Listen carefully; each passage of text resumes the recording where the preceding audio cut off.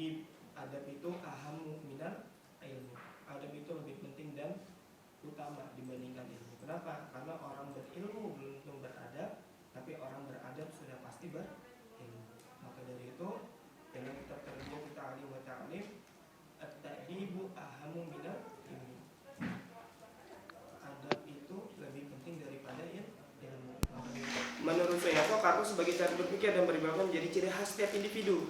Orang akan dinilai itu pertama kali bukan karena kompeten yang dia miliki, tapi karena akhlaknya. Kalau kita baik perilakunya, baik perangainya, baik tutur katanya, insya Allah Allah akan memberikan segala kemudahan untuk kita. Ya.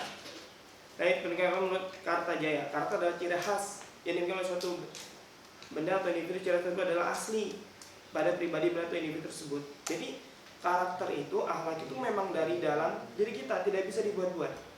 Di sinetron mungkin bisa beberapa jam, tapi tidak bisa menjadi suatu kebiasaan habituality. Dan itu harus belajar.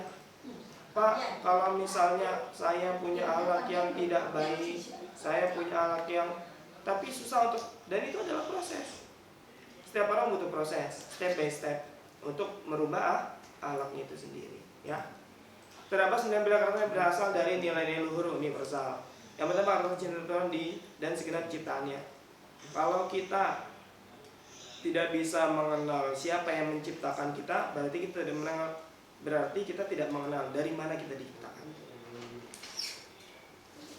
Maka dari itu kata Allah, ujibu da'watad da'i idza da'ani falyastajibu li wal yu'minu bi. Kata Allah, kalau ada yang bertanya di mana aku adalah dekat.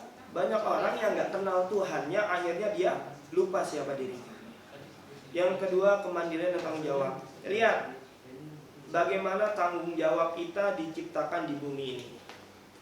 Allah Subhanahu wa taala berfirman bahwa khalaqtul jinna wal insana illa liya'budun. Tidak aku ciptakan jin dan manusia kecuali untuk beribadah kepada Allah. 24 jam Allah kasih waktu buat kita. Betapa banyak waktu yang kita lakukan untuk beribadah atau melakukan kemaksiatan kepada Allah. Lihat konteksnya, Allah menciptakan kita manusia untuk mempunyai tanggung jawab dalam diri kita sendiri. Ya. Yang ketiga, kejujuran, amanah diplomatis. Ya. Banyak orang yang tidak jujur, bukan hanya dalam pekerjaan, tapi tidak jujur terhadap dirinya. Dalam hatinya mungkin merasa resah ketika mungkin tidak meninggalkan sholat, ketika mungkin melakukan hal yang maksiat, resah hatinya, ada gelisah di dalamnya. Tapi mungkin kenapa dia tidak mau jujur dalam dirinya, ada salah satu penyakit dalam dirinya. Dalam surat Al-Baqarah dikatakan, fi qulubihim maradun fazadahumullahu marada. Hati-hati ketika ada orang yang sudah merasa dirinya resah, tapi dia tidak mau merubah keresahannya, mungkin ada penyakit di dalam dirinya. Na'udzubillah, tsumma na'udzubillah. Ya. Maka dari itu lihat kejujuran dalam diri kita. Apakah yang kita lakukan, kemaksiatan yang kita lakukan terus kita lakukan, padahal kita tahu ketika kita meninggalkan sholat, ketika kita melawan orang tua, ketika kita melakukan yang berbuat maksiat, ada rasa dalam diri kita. Terus kenapa kita tidak jujur terhadap diri kita? Nah itu dalam makna dikatakan fi qulubihim maradun fazadahumullahu marada. Mungkin ada penyakit di dalam dirinya. Na'udzubillah tsumma na'udzubillah. Yang keempat, hormat dan santun. Al-ihtiramul mu'allim wa at-tabibah. Kalau kita tidak hormat kepada guru, maka kita akan buta terhadap ilmu. Kalau kita tidak dekat dengan dokter, maka apapun yang kita, penyakit apapun yang kita derita tidak akan sembuh. Maka itu penting hormat dan santun kepada guru. Bahkan Imam Syafi'i mengatakan, lan tanalal ilma illa bisittatin saunbika tafsilnya bibayanin dzakaun wa hirsun wa ijtihadun wa dirhamun wa suhbatul ustad wa tulul zaman. Yang kelima adalah wa suhbatul ustad, yaitu adalah hormat kepada guru. Imam Syafi'i yang mengatakan seperti itu. Jadi seseorang tidak akan mendapatkan ilmu kalau dia tidak dekat terhadap gurunya sendiri. Makanya dari itu hormat dan santun memposisikan diri kita sebagai antara murid dan guru. Yang kelima, dermawan suka menolong gotong royong. Kita lihat di sini dermawan suka menolong. Allah innallaha la yuhibbu akhi hatta yu'minu bi akhihi. Allah tidak akan mencintai hambanya sampai hambanya itu mencintai sesama hambanya.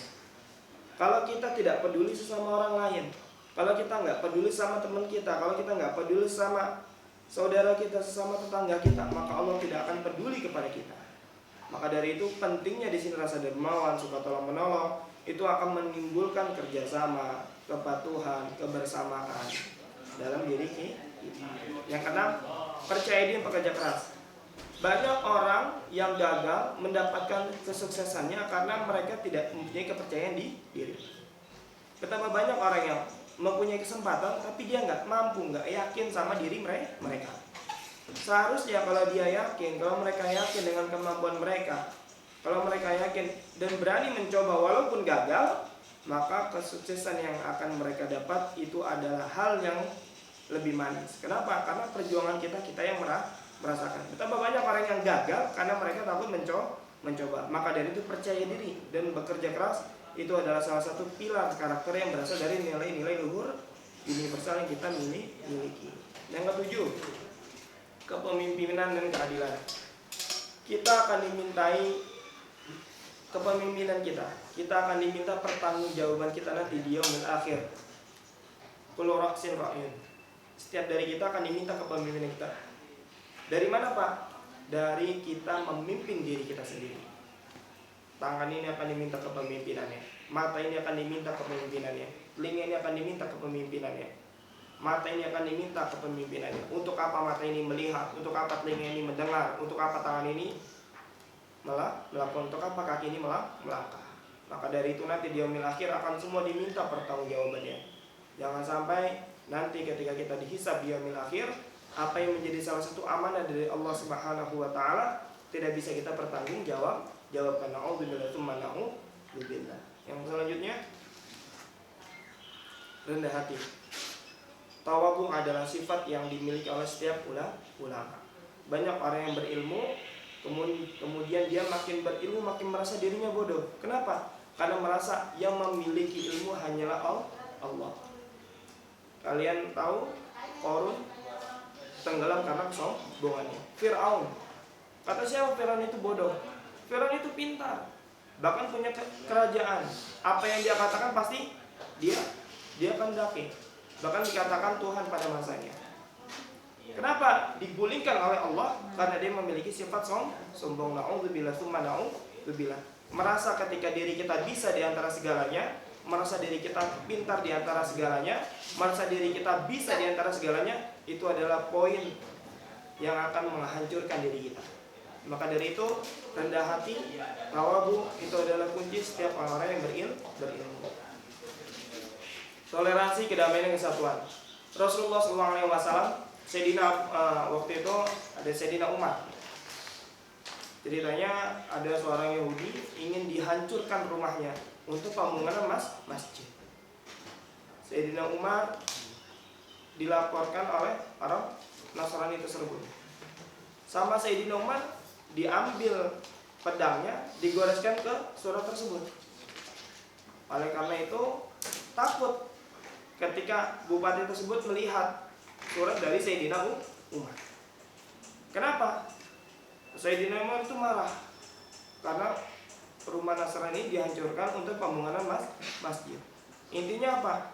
Kalaupun kita berkuasa, kita harus bisa toleransi sesama. Kenapa? Karena Rasulullah dakwah itu dengan kelembutan, bukan karena paksaan. Merangkul bukan memukul. Kita sama-sama belajar menghargai, sama-sama mencari suatu kebenaran. Bisa menghargai setiap perbedaan karena perbedaan itu adalah suatu keindahan dan kenikmatan yang Allah berikan kepada kita. Selanjutnya, dampak pendidikan karakter. Lebih dekat mengenal dengan penciptanya. Semakin kita dekat dengan Allah, semakin kita dekat dengan yang Maha Kuasa, semakin baik perangai kita. Penurunan perilaku negatif. Semakin kita mempunyai akhlak yang baik, semakin kita disibukkan oleh hal-hal yang baik, semakin kita tidak punya waktu untuk melakukan hal-hal yang negatif.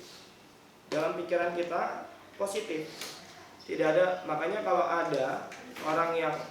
ada seseorang yang mempunyai perilaku yang negatif, bukan karena dia tidak mempunyai potensi untuk menjadi yang baik. Setiap orang mempunyai karakter untuk menjadi anak yang baik. Karena dari awal itu semuanya fitrahnya itu baik. Manusia yang mempunyai pilihan. Maka itu your life is your choice. Hidup kalian adalah pilihan kalian. Menjadikan anak yang kreatif, inovatif dan bijak. Ketika kita menjadi pribadi yang baik, banyak pikiran-pikiran yang kreatif timbul dalam diri kita.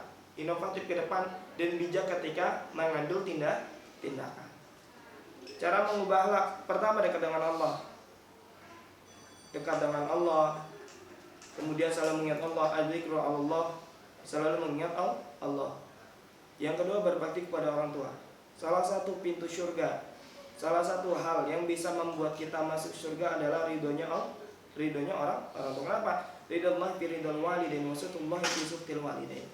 Ridhonya Allah ada pada ridhonya orang tua, dan murkanya Allah ada pada murkanya orang tua. Fala taqul lahuma uff. Maka jangan kalian mengatakan satu kata pun kepada orang tua.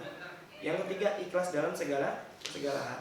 Ketika kita sudah ikhlas dalam menjalankan apa yang kita lakukan, insya Allah itu akan menjadi suatu kenikmatan dalam diri kita. Banyak orang yang merasa berat dengan hidupnya, banyak orang yang merasa gelisah dengan apa yang dia perbuat. Kenapa? Karena tidak ikhlas melakukan apa yang dia kerjakan. Mudah-mudahan sharing kita pada pagi ini membawa manfaat dan membawa perubahan untuk kita semua. Amin ya rabbal alamin. Tatim bi qiraatil hamdalah. Alhamdulillahirabbil alamin. Sekian. Terima kasih. Assalamualaikum warahmatullahi wabarakatuh.